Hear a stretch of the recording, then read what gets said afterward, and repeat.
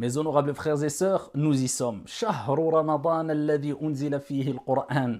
Le mois du Ramadan dans lequel le meilleur des livres a été révélé. Un mois qu'Allah a choisi. C'est le mois de la grande récolte. Et pourquoi pas, même si tu n'as pas semé avant, de par sa grande miséricorde, notre Seigneur Tabaraka wa Ta'ala, de par sa clémence, même si tu as été pécheur avant le mois du Ramadan, il nous permet à toutes et tous de récolter, tellement que la récolte est grande, tellement que la récolte est abondante. Toutes et tous on pourra récolter pendant ce mois béni, de par les grands mérites qu'il y a dans ce mois, les grands cadeaux qu'Allah subhanahu wa ta'ala nous octroie à toutes et à tous pendant ce mois de Ramadan. Shahru Ramadan, c'est un grand marathon. Et n'oublie jamais une chose, que le principal but, ce n'est pas d'être le meilleur dans ce marathon particulièrement et dans n'importe quel marathon que tu vas ici traverser tout au long de ta vie ou dans lequel tu vas participer quelque part dans ta vie. Non, c'est de donner le meilleur de toi-même. C'est ce qui nous importe. Et c'est pour cela qu'il faut prendre conscience de qu'est-ce que le mois de Ramadan. Avant de se donner à fond, qu'est-ce que le mois de Ramadan? Pour être motivé, qu'est-ce que le mois de Ramadan? Abshir ya Abdallah ya Amatallah, Shahru Ramadan, le mois du Ramadan. Eh bien, c'est le mois où Allah subhanahu wa ta'ala ordonne que toutes les portes du paradis s'ouvrent. Comme si Dieu nous invitait à rentrer facilement au paradis à travers le mois du Ramadan. Allahumma rzuqna al-jannah ya Rab. Et toutes les portes de l'enfer se ferment. Et un cri est lancé, Ya bari al-khayri aqbil, Ya bari al-sharri aqsir. Oh, toi qui veux le bien, toi qui m'écoutes, moi, Inch'Allah, Allah nous interpelle quelque part indirectement. Oh, toi qui veux le bien, Aqbil, rapproche-toi, viens, c'est pour toi. Retrousse tes manches et récolte. C'est la grande récolte, c'est pour toutes et tous, Inch'Allah. Un mois dans l'année et peut-être notre dernier Ramadan. Ya bari al-khayri aqbil, ya bari al-sharri aqsir. Oh, toi qui veux le mal, toi qui es paresseux, toi qui es feignant, toi qui ne veux pas faire d'efforts, toi qui veux apporter le mal, faire le mal, répandre le mal, recule, ce n'est pas pour toi. Et qu'est-ce qui se passe pendant le mois de Ramadan? Allah veut nous faciliter au maximum les œuvres de bien, l'entrée au paradis, le fait de se rapprocher du clément, du miséricordieux, wasul silati shayatin. Et les shayatin, les plus néfastes, les diables, qui ont une influence néfaste sur nous, eh bien, sont enchaînés. Donc Allah subhanahu wa ta'ala te permet de te rapprocher de lui pendant ce mois de Ramadan, comme tu ne pourras pas te rapprocher sûrement de lui aussi facilement en dehors du mois de Ramadan. Donc ne te fais pas avoir, ne rate pas l'occasion. Et sache que le prophète sallallahu alayhi wa sallam nous rappelle que ce mois est accompagné de tellement de bénédictions et de miséricorde qu'il est facile de quitter ce mois du Ramadan alors que ton Seigneur t'a pardonné tous tes péchés. Man sama Ramadan imanan wa ihtisaba ghufira lahu ma taqaddama min dhanbih. Le prophète sallallahu alayhi wa sallam nous dit, celui qui jeûne le mois du Ramadan, poussé par sa foi comme toi et moi. On ne le fait pas simplement parce que c'est une tradition, parce qu'on veut se montrer, parce que non, on dit ya Allah, mon âme aime manger, aime s'abreuver, aime se nourrir, aime faire des choses tout au long de l'année, mais de par mon amour vis-à-vis de toi et ma reconnaissance, comme quoi tu es le Seigneur qui donne et qui reprend, et comme quoi c'est toi qui mérites les plus grands actes d'adoration.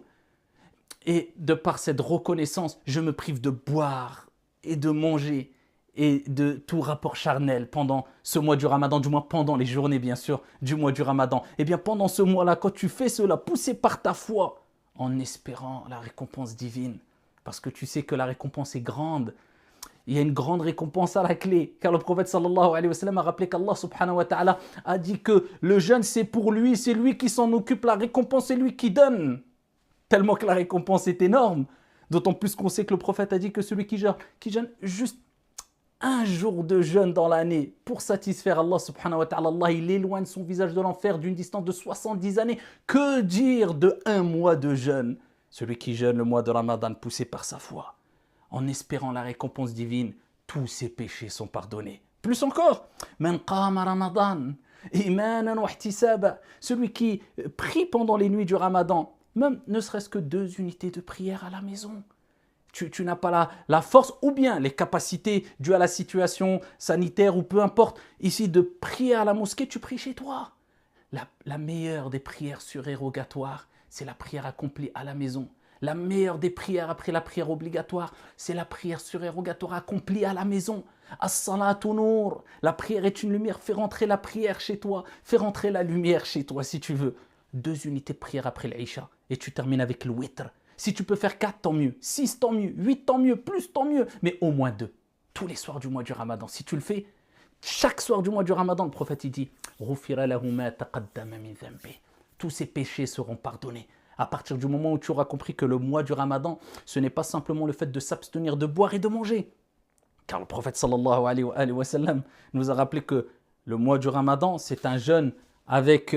c'est une abstention, mais pas que de nourriture et de boissons, mais de mensonges et de tromperies, d'obscénité et de vulgarité, de mauvais comportements et de mauvais regards, etc. Le prophète alayhi salatu wassalam, rapporté par At-Tabarani, il nous dit alayhi salatu wassalam, celui qui ne s'abstient pas, celui qui ne délaisse pas la tromperie et le mensonge, Allah n'a que faire du fait qu'il délaisse sa boisson et sa nourriture. Non, Allah, il veut que tu délaisses la boisson, la nourriture, mais aussi, il veut que tu t'abstiennes de prononcer le mal, de voir le mal, d'écouter le mal, d'aller dans des endroits mal, de commettre le mal, Il veut que tu jeûnes avec ton cœur et ton âme et ton esprit et ton corps. Ça, c'est le vrai mois du Ramadan. Ça, c'est le vrai jeûne du mois de Ramadan. Et c'est là où on voit que le mois de Ramadan est une école, est une éducation. C'est un mois où tu fais les derniers réglages, Inch'Allah. Parce que nous ne sommes pas parfaits, mais nous avons tous des qualités, walillahi alhamd, on l'espère du moins. Eh bien, Allah te permet de continuer à faire ces réglages. Et Inch'Allah, pourquoi pas ces derniers réglages qui te permettront d'éviter de commettre des grands péchés après Ramadan. C'est ce mois où l'âme instigatrice au mal a peu d'influence sur toi. Shayatin, les diables, ont peu d'influence sur toi. C'est pour cela qu'on voit tout le monde, en général, qui se disent musulmans, même s'ils étaient loin avant Ramadan, même s'ils ne priaient pas avant Ramadan, même si doubler, voire tripler, voire plus, tripler d'efforts pendant le mois de Ramadan, parce que c'est un mois où Allah il facilite les choses. C'est maintenant qu'il faut profiter. Fais tes derniers réglages. Fais tes réglages. Et je te dis tes derniers réglages, pourquoi? Parce que quand on jeûne le mois du Ramadan, eh bien il faut agir comme quand on fait sa prière. Et le prophète nous a donné l'astuce. Un des moyens les plus efficaces afin de prier comme il se doit et de réussir sa prière. Parce qu'il y a prier, réussir sa prière. Prier, c'est prier. Mais réussir sa prière, c'est prier avec concentration. Et il dit, quand tu pries, fais la prière de celui qui fait ses adieux.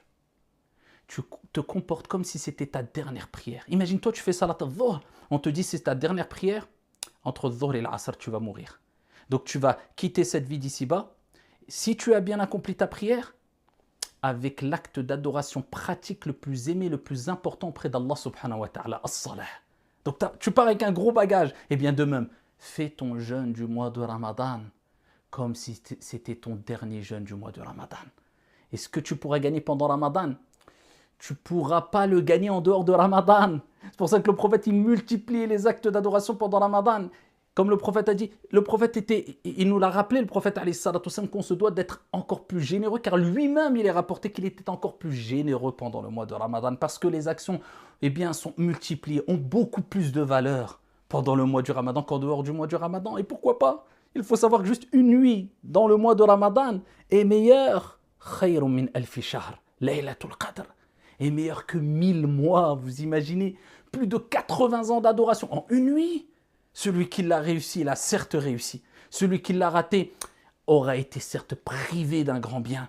Donc ce mois du Ramadan regorge de bonnes choses, regorge de cadeaux, regorge de trésors. À nous de les récolter, savoir les récolter intelligemment, en profitant au maximum. Et on commence toujours par ce qui est le plus important. Le réglage se fait de quelle manière? Eh bien, je corrige mes actes d'adoration pratiques obligatoires que je n'accomplissais pas bien et correctement, à savoir mes 5 prières. Eh bien, je me concentre sur mes 5 prières. Je les fais bien, concentré, doucement, en faisant des invocations, en prononçant mon Coran de manière lente et posée. Je fais ma prière avec khushu', humilité, à l'heure, dans son temps. C'est bon, c'est fait, alhamdoulilah. Deuxième étape, je fais mon dhikr après la prière. Je dis subhanallah, alhamdulillah, Allahu akbar 33 fois. Je termine par la ilaha illallah wahdahu la sharika lah, lahul mulk wa lahul hamdu wa ala kulli shay'in qadir. C'est bon, ça c'est fait. Je monte de degrés. J'essaie de faire 2 unités de prière après chaque prière, sauf entre l'asr et le maghrib. C'est bon, ça c'est fait. Le soir, après l'isha, j'essaie de faire 2 unités de prière à chaque fois. C'est bon, j'ai pris le rythme, je fais 4. Ensuite, je peux continuer. 6, petit à petit, doucement, mais sûrement. Le Coran, C'est le mois du Coran. Alladhi unzila fihi al-Qur'an, le mois du Ramadan. C'est ce mois où il faut renouer, se réconcilier avec le Coran. Et le Coran, c'est comme un ami intime. Plus tu le fréquentes, plus il te dévoile ses secrets. Donc fréquente le Coran. Si tu avais rompu ta relation avec le Coran, renoue avec le Coran, la parole d'Allah, car le prophète nous a dit que le Coran et le jeûne viendront intercéder en ta faveur au jour de la résurrection. Allah. Al-Qur'an hujjatun laka aw alayk. C'est un argument pour ou contre toi. Al-Qur'an viendra te protéger même dans ta tombe et viendra intercéder entre toi et le mal que tu as pu faire dans ta tombe, incha'Allah, la récitation du Coran. Une lettre du Coran, c'est 10 bonnes actions. Tu dis Bismillahirrahmanirrahim, tu pars peut-être avec approximativement 200 bonnes actions, 200 hasanat. Si tu ne sais pas lire l'arabe, lis en français et en parallèle. Fais-toi un petit programme. Apprendre au moins à déchiffrer l'arabe et à commencer à lire doucement l'arabe.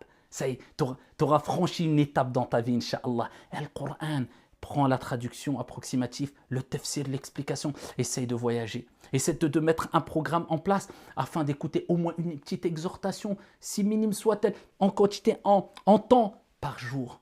Éloigne-toi de tous les grands péchés. Remets-toi en question et éduque ton âme. Sache que l'éducation que tu vas faire pendant le mois du Ramadan te servira tout au long de l'année, bihawlillahi azza wa jal. Donc ne rate rien pendant ce mois de Ramadan. Et profite au maximum de ce mois de Ramadan et demande à Allah subhanahu wa ta'ala de te faire parvenir le mois du Ramadan au mois du Ramadan, sain et sauf, parce que ce n'est pas donné à tout le monde, de te permettre de vivre tout le mois du Ramadan et de réformer ton comportement après Ramadan. Allahumma ballighna Ramadan wa taqabbal minna as-siyam wal-qiyam bi rahmatika ya arhamar rahimin. Wa barakallahu fina wa fikum. Wassalamu alaikum.